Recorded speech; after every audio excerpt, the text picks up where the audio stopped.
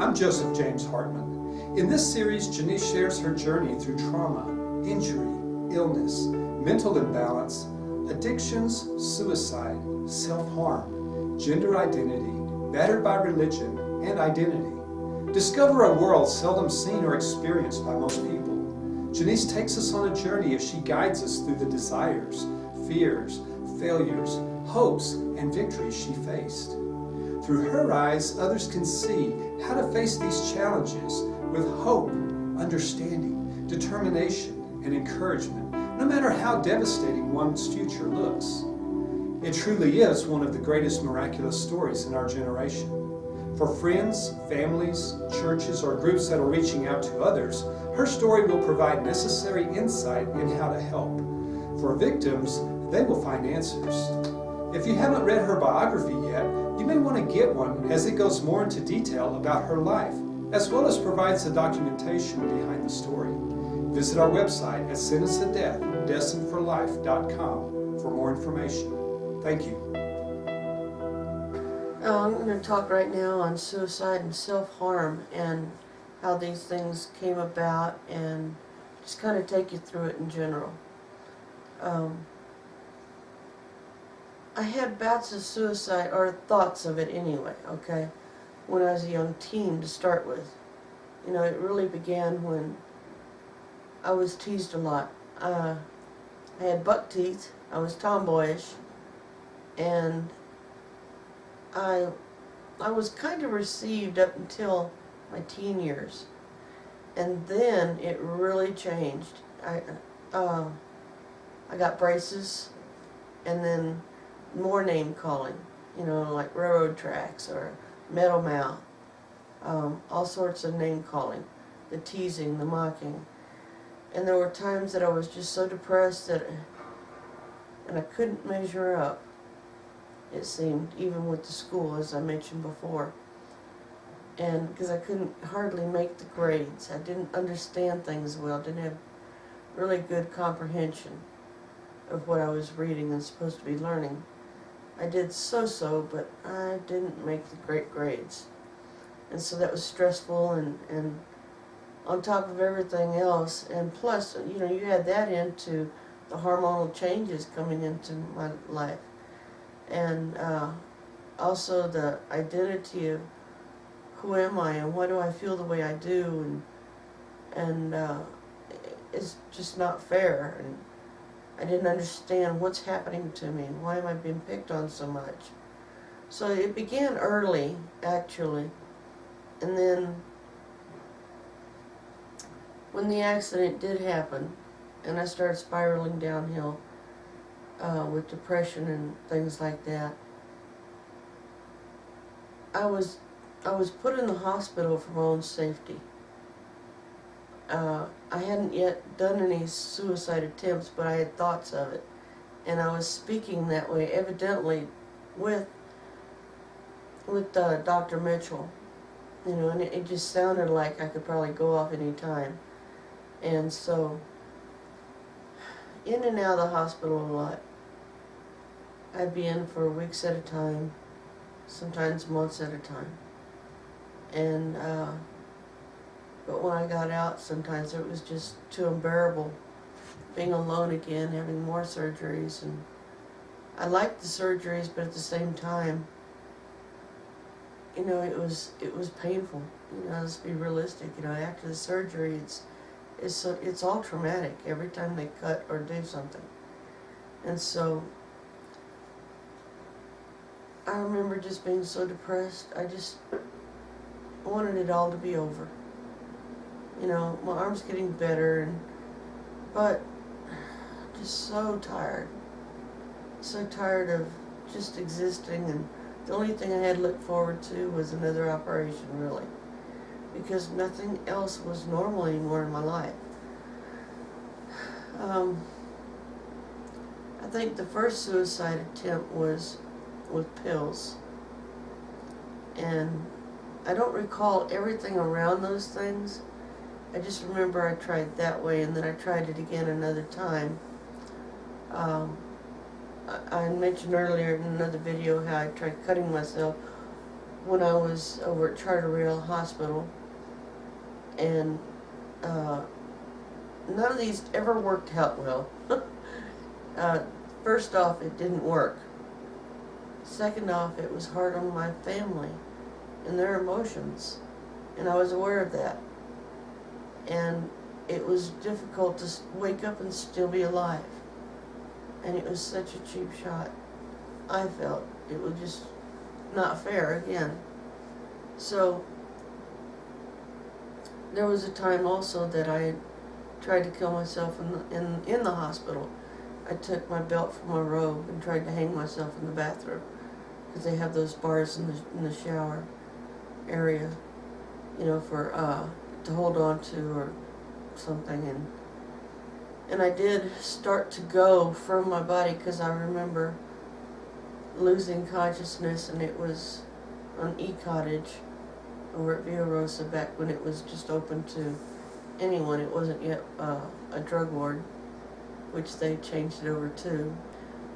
And what had happened was, at the time of, I picked the wrong time.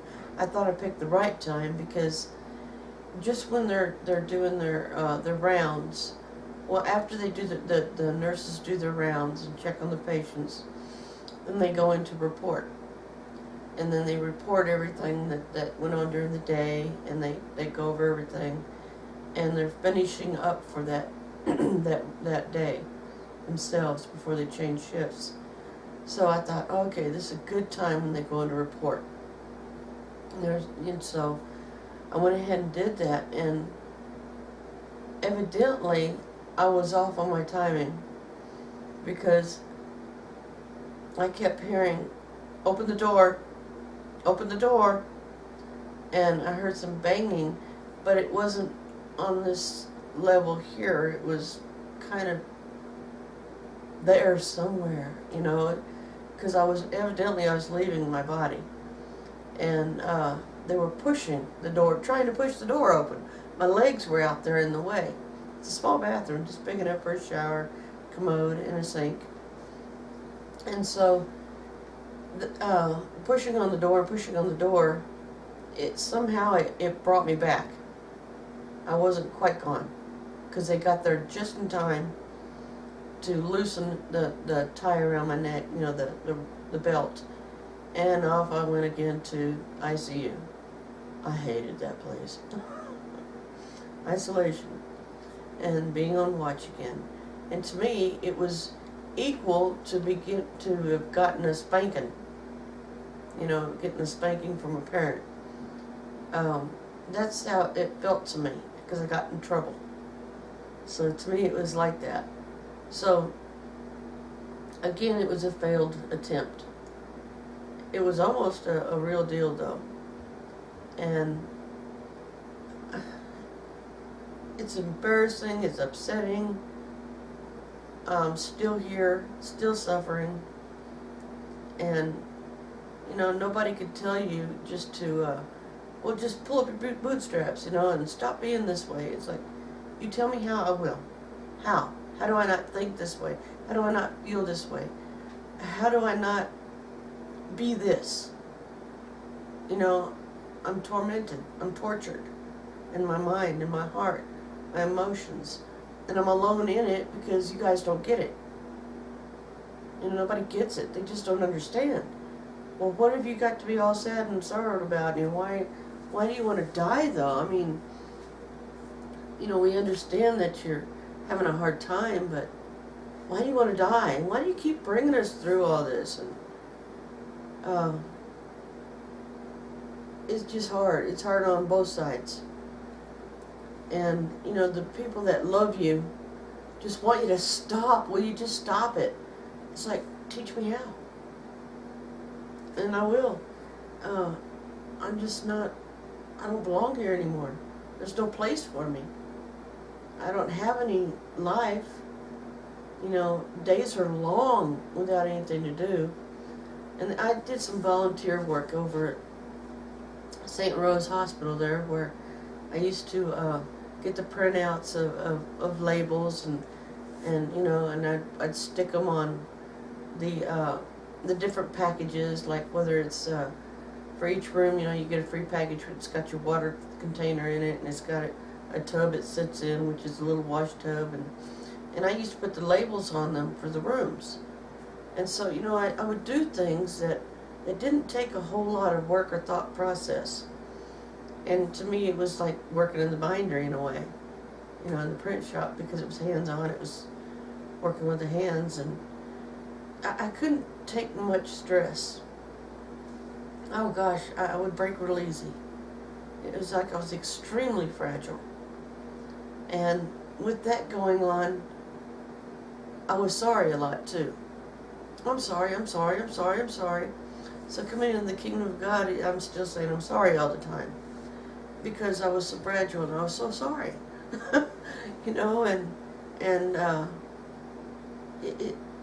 It's like you're sorry for putting anyone out, for being a bother, because you've been a bother and you've never really had the breakthrough on freedom, and you don't have an identity other than that.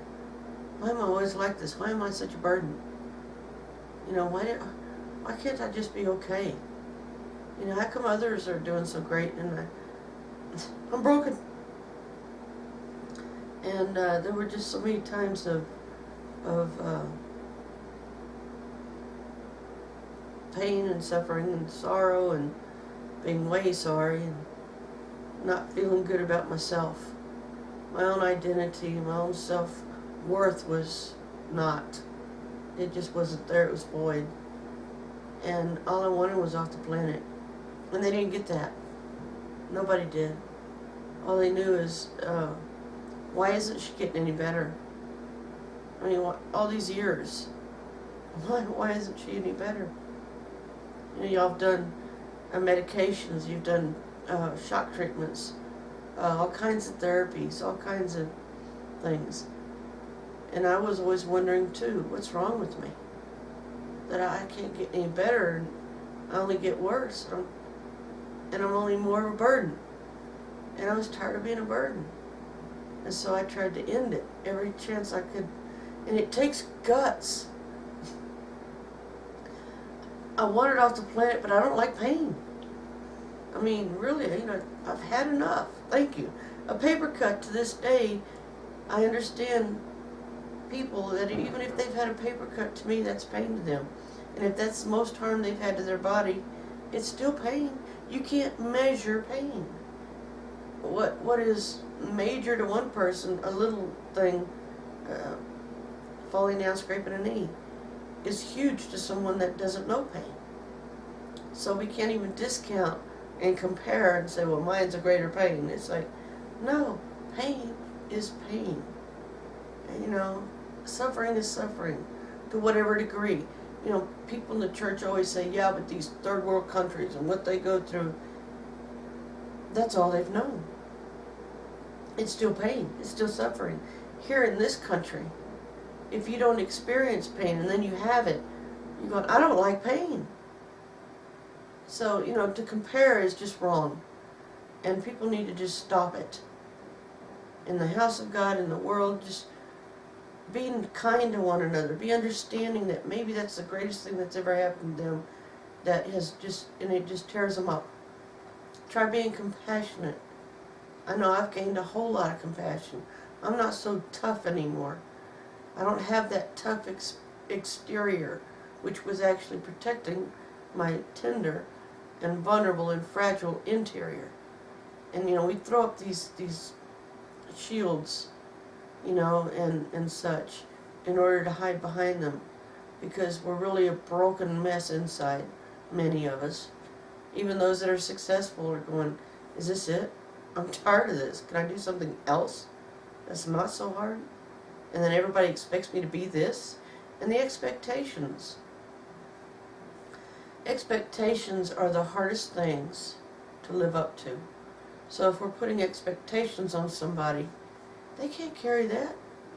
They can only carry what they can walk in. Otherwise it's a train wreck for them, and they're miserable, and they're sorry that they don't meet your expectations or mine. So if we could be kind to one another, not load up each other's shoulders where they're just bogged down. And it's like, I can't hardly take one more step. You know, I'm just so bowed over with the burdens of everybody's expectations because, well, traditions of men, traditions of homes, traditions and such. And I know I'm touching a lot of areas, but there's some people that can't stand up in that and just do it. They can't just do it. Suck it up, do it. No, we're not all a bunch of soldiers, okay? We don't need a whip taken to us every time that we don't measure up. Because all that does is bring harm. I mean, when I was sick in an emotional basket case, I brought harm to myself just to know if I was real.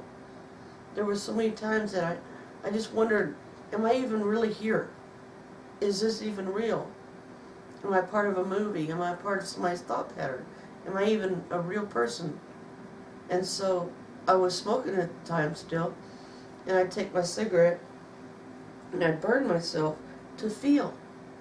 Or I'd cut myself in places to feel. So these little round scars that you might see on my arms, those are from cigarette burns, just to feel if I was real. And it's a self-harm, but it also is like, am I really here? Because a person that's alone all the time and is depressed all the time doesn't seem to have an answer to everybody's questions of, how can you be this way? I don't know. How can I not? I mean, I can recall, I've got a good memory of what life I had once, but it's not here anymore. It's not real.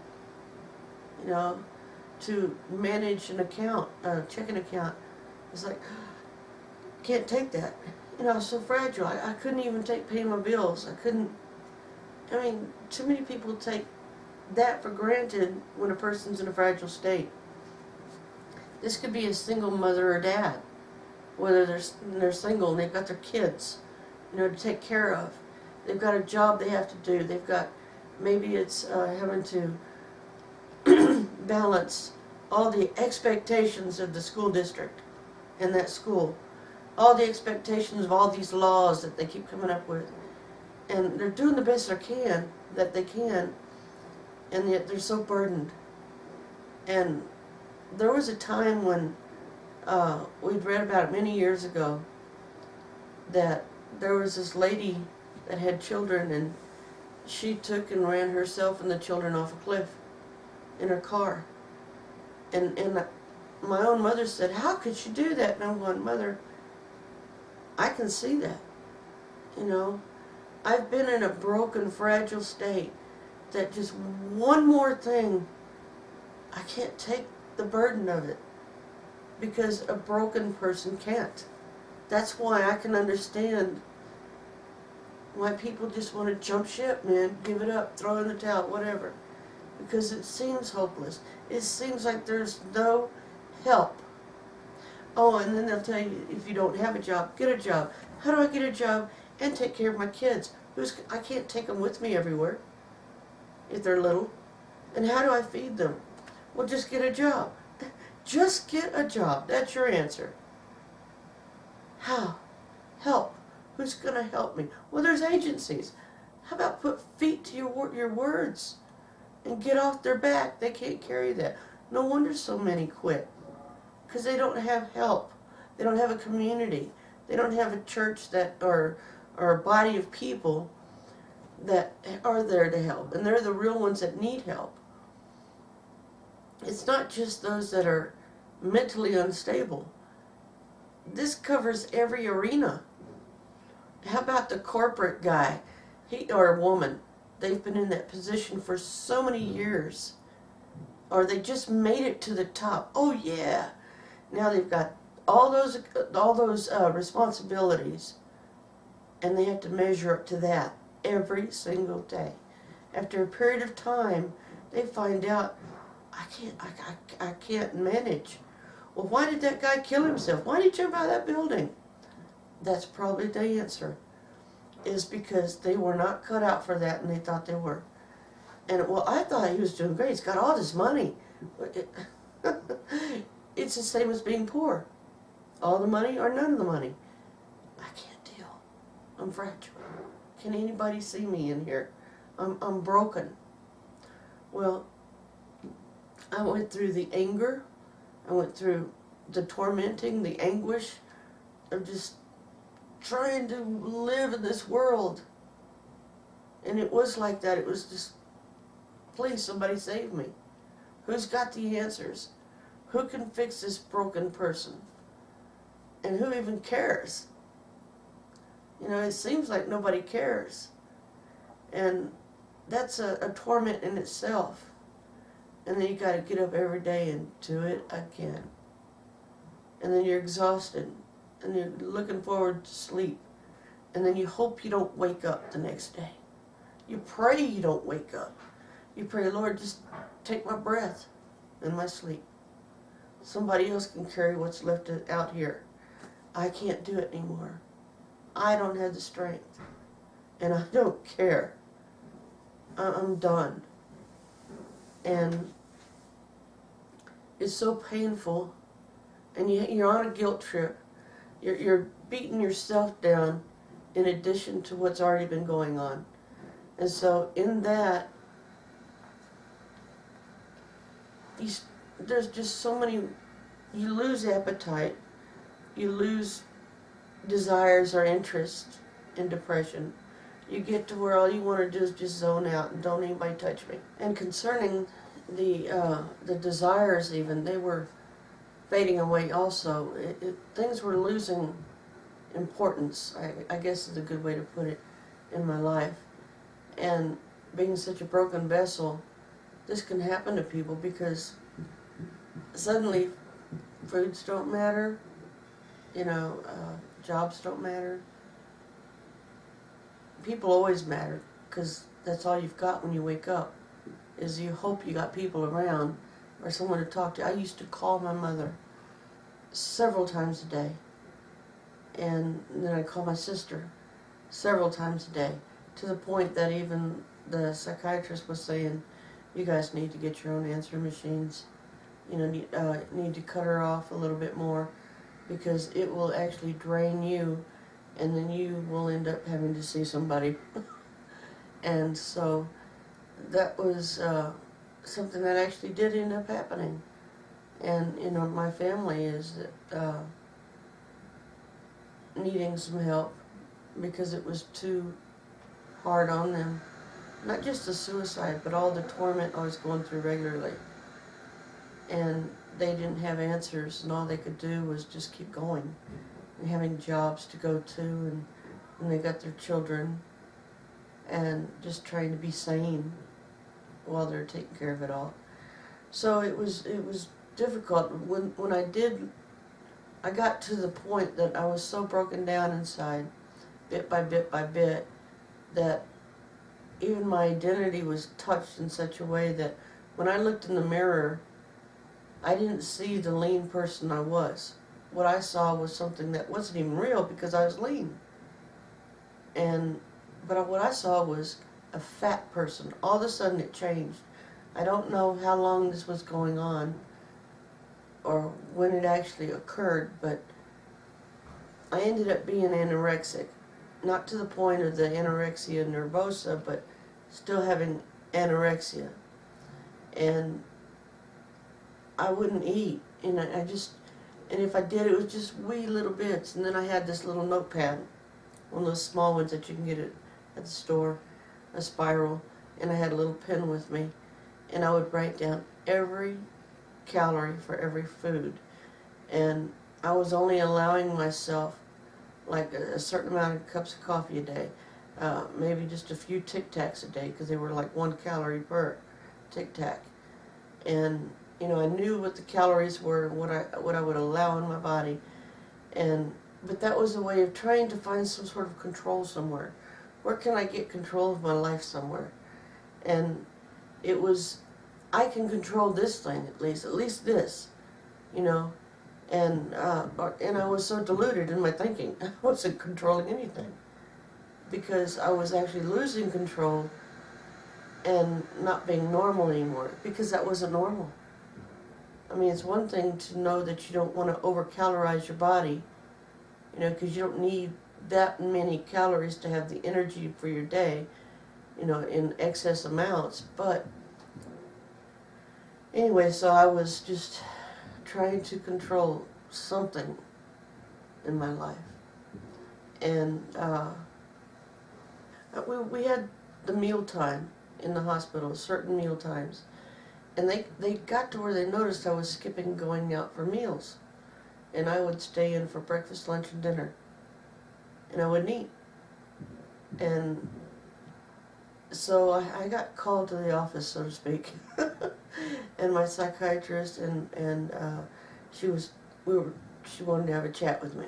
What's going on? And I said, what do you mean? And I knew I was in trouble. That's the way I felt when I got called on anything. But even so, she always knew that I behaved like a teenager versus my own age. And so that she could correct me and I'd take to it. You know, it wasn't the same as with an adult, where they would just say, mind your own business or whatever. But instead it was like, oh, okay, I'll get right. So she said, if you don't start eating, we're going to have to put a tube down to your stomach. And you're not going to want that. And it's like, no, I don't want that. I don't want that at all. So what do I have to do? And she said, well, we want to bring you back to eating again, so we'll start with a can of Ensure 3 times a day. It's like, okay, well, what is that? And she says, it's a meal supplement with all the vitamins and minerals. And they have 3 different flavors, you know, and start with that. And I said, okay. How many calories does it have? You're not going to know, because they're going to pour it into a cup and you're going to drink it. I went, oh no, what do you mean? I've got to know. I have to know, I got to write it down. She says, no you don't. And it was like, oh my gosh, you can't do this to me. That's not fair. And being in the hospital, you can't just go and buy something. And it was a doctor orders that was on prescription. And so, you know, what do? You just go with it. You either get the tube, or you drink the Ensure out of the cup and you be quiet about it. So, here I was taking in these calories, and I was so worried about it and everything.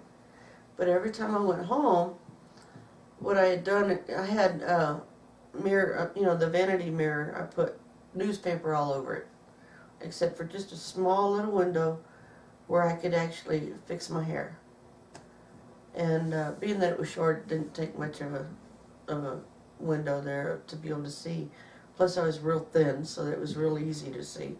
Not a very big area open to see my reflection in. But I didn't have to look at my body. That was the best way for me to cope, was not to have to look at me. And then I had these, my closet doors from ceiling to floor, or they were the sliding doors, and they were mirrors. Well, up until this stuff happened to me, it wasn't any big deal. But now it was a big deal, so I taped a bunch of newspapers all over them too. And I was always being fussed at, though, whenever I'd go see the doctor. Are you eating? You know, checking on me, and it's like, I want to see your pad. I want to see what you're writing, and so everything was being watched. And then I got checked back in again. Now, usually it was on a volunteer basis to go into the hospital, or because my medications, their blood levels were off with the lithium, or they were off with some other antidepressant or MAO inhibitor antidepressant. There were so many meds that I was on. I was on antipsychotics too, and the phenobarbital. There must have been some little seizures that I was having in my brain, and I was on Boost Bar and Xanax and chlorohydrate, so that it would help me sleep, and sometimes it didn't, and I'd stay awake through it, so I'd have to get another one later, like an hour or so later. There was another one ordered or something. it got to the point with the anorexia that I did finally start to incorporate maybe just a little, but I had to stay on the unit. They didn't trust me to go off to eat. I had to have my food brought to the unit, and I had to sit out in the day area in front of a nurse to eat, so they could see it and they could measure it and they could write it in the notes. And that's a freaky thing, man. You're going, gosh, you guys are, it's like being under the microscope. Well, yeah, you're killing yourself otherwise. Duh. But to me, it wasn't a duh, no-brainer thing. To me, it was like, why are you guys doing this to me? So I felt victim. Again, all the tormenting with the voices, hallucinations, and stuff going on. And I didn't have any rights. I didn't have a life. I just couldn't do anything. And so then it was this too, that, okay, a bowl of rice. Okay, how about rice? Is that cool? Because they were saying something starchy. It's like, okay. So I would, only do a little portion at a time, and then I was encouraged, yeah, a little strong arm there. A little encouragement to go up on the amounts. It's like, okay, you need to start incorporating some proteins. It's like, okay. Beans? Can I have beans then? Just plain beans, just nothing special. And so it was bit by bit like that. And with that kind of a diet and that kind of a place I was in, at that time even, that's when I was also being moved into my sister's house. When she took care of the Alzheimer's patients, a caregiving business, and I was still on that kind of a diet. And rice and beans, and maybe mashed potatoes. So I remember that over there too at her house. And I was losing control so much, and then I was crying out that I just, please be saved, really. Constantly, just save me, just take me off the planet, just take me home. Please God, please just take me home, just take me home. I didn't know him as Father yet, but I knew him that he was God, and that he is, and so he was the only one I'd cry out to. And I just always wanted to know him anyway, but I didn't ever have any answers back to me, and I got hurt all the time when I kept trying to reach out to him. And but I always still went back to, please help me. But so many of the desires, though, had gone away. And I was almost like a vegetable, really, as far as I know people call people that don't have a whole lot of cognitive reasoning working or abilities happening. And that was happening a lot. The forgetfulness was there. There were times I would just go almost like catatonic, and yet the tears would flow because I felt so lost and so alone in a world that was busy and having life going on. Yeah, there were some good times too. Not many. When I was starting to feel good before I even left the hospitals each time. I could tell that I was starting to feel good because I would do my sketches, and I would do artwork even to encourage others, and I'd give it out to them. I'd draw something, give it to them, and with a little uplifting note to it or something. And then I even asked permission at one time, and this is right before I was put in the Alzheimer's home and caregiving home. I had asked them if it's okay, because they had a whiteboard outside the nurse's station on the wall, and they would put events there, and like whether we were going to go to bowling night or whatever, because they had a bowling alley there, a small one, and they had a gymnasium there. And but I had asked them, is it okay with y'all if I took a little section of the board and just drew one of my drawings there with uplifting words? I promise it won't be anything real, like suicidal or depression or anything like that, because I didn't draw evil stuff. That wasn't in me. But cutesy things. I would go to the gift shop and I'd buy gift cards.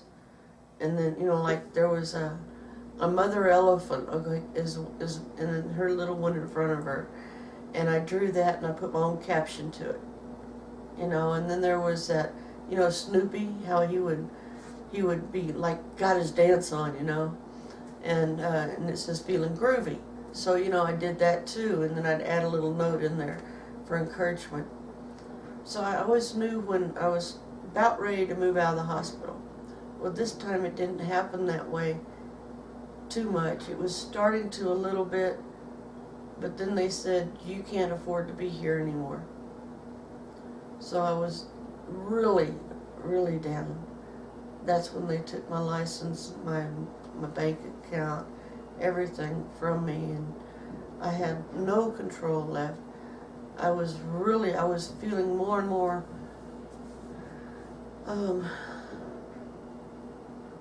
I don't know, more like a child, or maybe more like an animal. More like an animal, not even a child, because I didn't even have freedom to roam around and stuff. But at the same time, I don't know that I could have. When I did move to my sister's house, I was afraid to get lost even, because I couldn't remember where I was at. What was I just talking about? What was I doing? Am I really real? And all these things were coming and going, and I didn't know hardly anything. But on the other side of all this stuff is that I was finally satisfied by the Lord when it was time.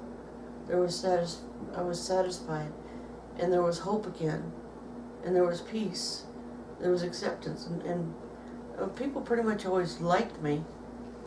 And yeah, I could strap it on with anybody just about, because I didn't have a whole lot of sense, I think. You know, I just go for it. You know, backed in a corner, an animal will lash out. Same with human beings. But when I came to know the Lord, or started to, I just starting to even, you know, even my beginnings of prayer was over at that house. You know, my sister's Alzheimer's patients there. I was one of the patients in the room, and it was just the two of us. But I knelt down on the floor, you know, at bedtime, because that's the only way I knew how to pray was to kneel down like we were taught when we were little kids. And I put my hands together like this, and I closed my eyes, bowed my head, and I said, now I lay me down to sleep. I pray the Lord my soul to keep. If I should die before I wake, I pray the Lord my soul to take. And I'd say, God bless Mother and Daddy, and Brandy and Dutch, and Grandmother and Granddaddy, Star, Debbie, and Bobby, and, you know, all this. And I'd say, thank you. Thank you for loving me. Thank you for a new day. Thank you.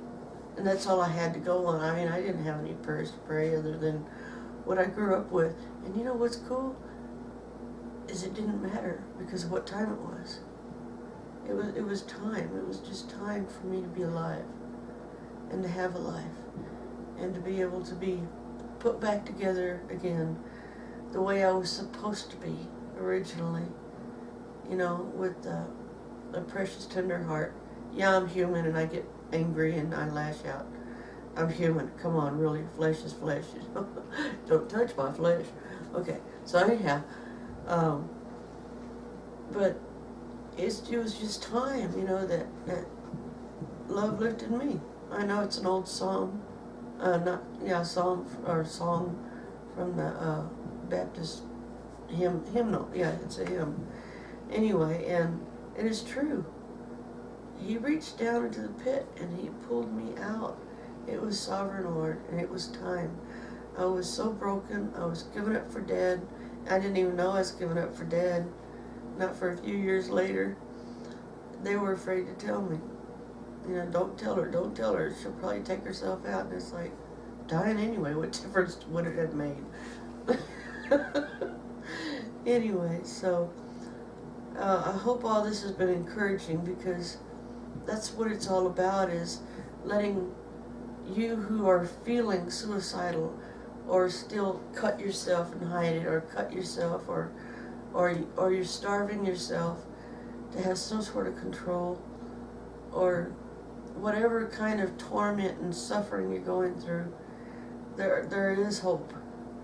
And for anyone that's on the other side of this, that's the family member that just doesn't get it, thank you for hanging in there.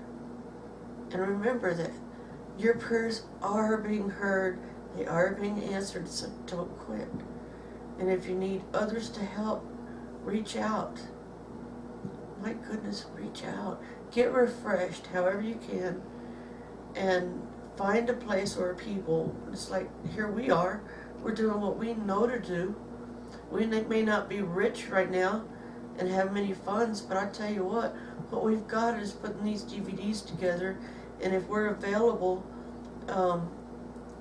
if we're in the same city, we can possibly meet. If we're, if you'd like to come to Wellsprings while we're there. It's called Wellsprings Worship Center. If you're in San Antonio, Texas, I encourage you to seek out Dennis Davis Ministries. It's actually it's not ministries, but his name is Dennis Goldsworthy Davis, and he has Great International Christian Center. Also, Great Grace International is his ministry. And so everybody there, all I can tell you is everybody there will love you to life if you just be honest with them, tell them where you're at and where you want to be, and then just follow their instructions and know it's not to harm you. It's not to harm you. You've been harmed enough. But just leveling with them.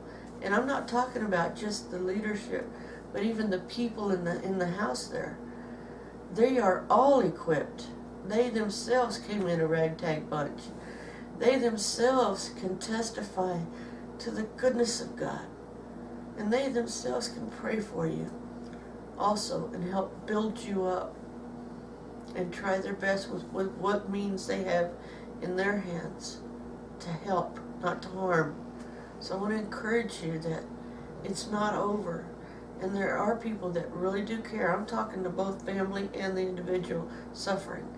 Because all in all, you're all suffering. And there's more than hope. There's answers. And there's the sovereign Lord. He loves to show off. And I ask him all the time, will you please show off? Show off your love. Hug on these people. You know, Holy Spirit, please, just love on them. Lead them and guide them on level ground. Draw them to yourself. And when they cry out to you as a result of anybody telling them about you, that you just reach in there and hold on tight to them. And that you give them peace of mind. And that you heal their souls. That you heal their bodies. That you heal their minds. That you set them free from the tormentors. Whether it be in the spirit or even in a work situation, folks. It could be right there. Physical people, we don't pray against people, but we ask the Lord, please save me from my tormentors, and we'll leave it up to him to say which ones are doing it. And he will be there one way or another to help you and save you from whatever hard taskmaster, whatever tormenting spirit or tormenting that is happening to you. Remember, you don't have to stay a victim. As you get healed, you will rise up yourself and you'll be stronger. And then you'll be able to encourage somebody else. And as you encourage and refresh others, you yourself will be encouraged and refreshed. And you'll get more strength. And you'll keep on getting more grace and more strength, more healing, more strength. And it does happen this way. Don't believe the lies that oh, I'm just going through it again. Here we go again. Don't listen to that. I know you're hearing it. I've heard it. But you don't have to buy it. Instead, you can say, no. No, that's not my Father's voice. That's not my Jesus' voice. Holy Spirit never speaks to me like that. No, he's always encouraging and building up the body of Christ. It's all about life. It's not about beating a person while they're down. So if you're in a victim kind of state of thinking, it's okay. Just say, enough of that. And then it will be silence. If you need to read James, The book of James, do it. I'll return to it, huh? The book of James. Don't worry about it.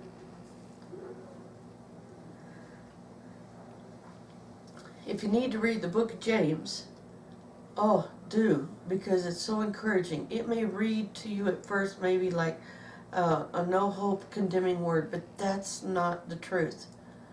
You know, if you're in that kind of a situation and you're feeling like you're just bombarded with someone, I mean, I'm down on the ground and everyone's kicking me while I'm down, well then fine, read the scriptures. Find out where God is always about bringing life and health and healing back to his people. Even in the Old Testament, God got a bad rap on that.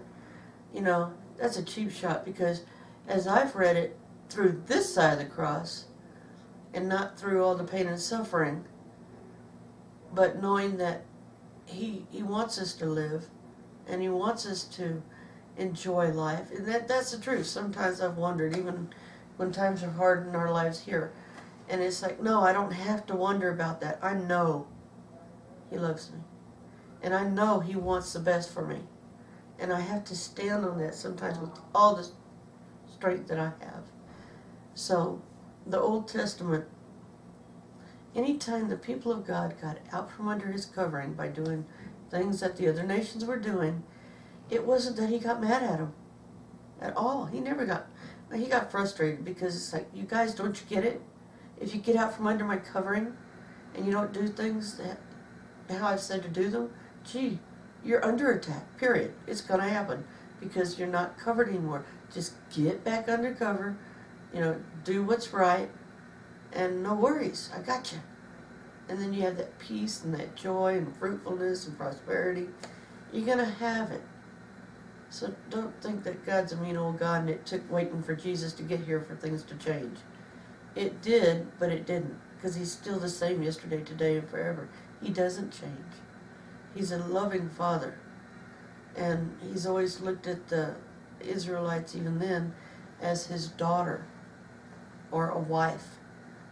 And if your vision is skewed on that one, I feel for you. Sorry. But it's still, he doesn't change. He just wants us safe. He wants us under his covering. There he has a place of rule. That's his place of rule. Doing it to his prescribed way. And it doesn't necessarily mean that you be so rigid that you're hard to even be around. But rather grace, you know, like, I'm doing the best I can. You know, and don't be hard on yourself, because that doesn't help matters. All that is you kicking yourself. And that's not going to help any. So remember that God loves you. He loves you with all his heart. He gave his own son. Yeah, that was his heart. You know, he gave himself for all of us. Yeah, I know he loves me, but he loves you too. And don't give up. It's not over. He has a plan for your life. And it isn't hopeless. Though it may seem that way, it's not the truth. Although doctors have said this or that or the other, or other professionals have said this, that, or the other, don't believe that report. Now you can take that information and say, Father, did you hear that? Not that he's deaf or anything, but you know, you can take it before him and just say, this is what they've said. What do you say? What's your take on it? And if all of a sudden a scripture comes to mind, or you're thinking, I need to find out what his take is, jump in it quick. You might miss the window of opportunity to find out what his take is on it. And if you need help again, reach out. Don't be afraid. Your hand doesn't get slapped if you just reach out. Our information is on our websites. You know, it's on the DVD cover here. We're available in as much as we can be. We're only 2 people right now, but hey, we're growing. And we're getting the word out the best we can. And with everything that we have, I mean, this is even a makeshift studio here in our hotel room, because we know we want to reach out. We want to help in what measure we can. We're not perfect, but he is. We're not all powerful, but he is. You know, we're just people. but we need each other, and we can't do it alone. God bless you. The Lord loves you, and He'll keep you and cause His face to shine upon you. Great grace to you, and cheers. Thank you for listening to this session of the Journey to Hope 7-video or audio set. We hope it has encouraged you as well as strengthened you in your walk. We pray that your journey with the Lord will be as close and as special as you want it to be. God is no respecter of persons. What He has done for one, He can do for all. He pulled Janiece out of a hopeless situation after everyone had given up hope, and He totally restored her. He can do that for anyone. Don't ever give up. We hope that you listen to the complete series as they were recorded as a complete set. Her book, Sentenced to Death, Destined for Life, is also available in print, on the Kindle, and the Nook for a more detailed journey through her story, and it includes documentation backing the story. I am also working on the screenplay to take her story and to produce it into a movie. Please contact us through our websites if you need help, more information, or would like to book us for your group. We will travel as the Lord leads, fulfilling His command to us. Tell my people I love them. Visit our website at sentencedtodestinedforlife.com for our meeting schedules and more information. Abundant blessings to you and your loved ones. Thank you.